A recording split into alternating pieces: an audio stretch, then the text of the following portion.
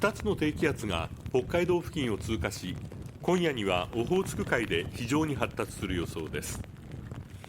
道内は太平洋側を中心に雨や風が強まり、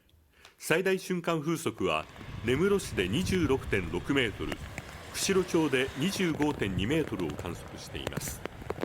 釧路市でも午前8時過ぎに23.6メートルの突風が吹き、通勤時間帯は横殴りの雨となりました。